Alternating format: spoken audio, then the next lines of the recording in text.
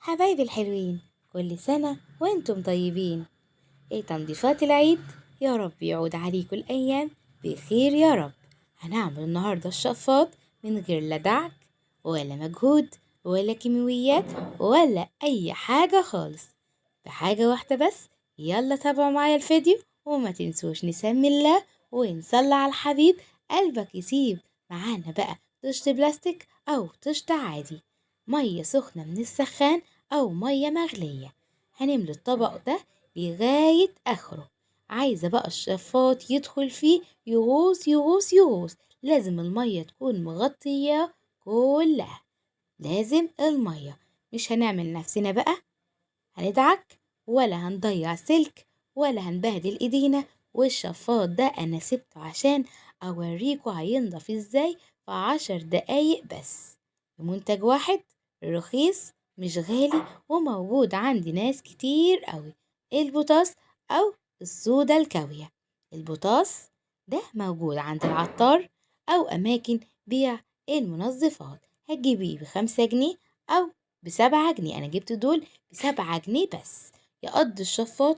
واي حاجة عندك مزيتة هتنزليها في المية. هندوبها بقى بايد المقشة او بمعلقة خشب وبعدي نفسك خالص عن المية. تمام.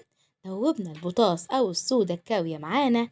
لما دابت خالص في المية المغلية درجة حرارة ما تقدريش تحط ايدك فيها.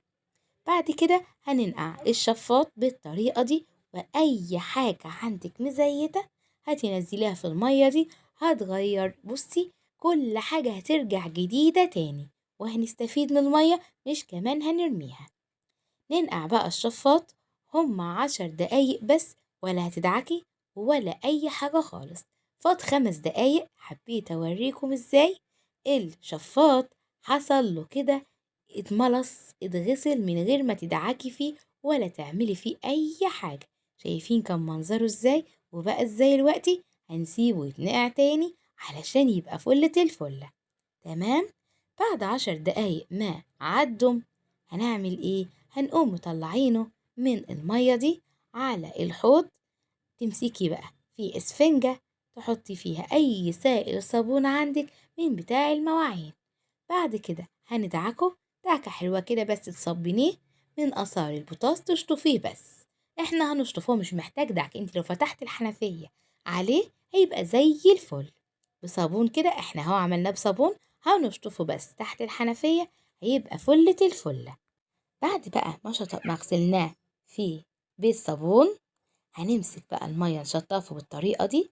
رجع جديد زي الفل اهو. هنسيبه يصفى خالص وبعد كده هنبدأ نركبه. البوتاص أو الصودا الكاوية ممكن تزودي عليها سائل صابون وتمسحي الحيطان بتاعة المطبخ. هتلمع لمعان ومش هتحتاجي أي منظفات. بقى زي الفل. ننشفه بطريقة حلوة كده وبعد كده نركبه. هتنشفيه بفوطة. بعد كده بقى هنركبه وهيبقى فلة الفل. اوعدوني بقى لو عجبكم الفيديو لايك شير تعليق حلو منكم. وكل سنة وانتم طيبين. عيد سعيد عليكم يا رب العالمين. مع السلامة.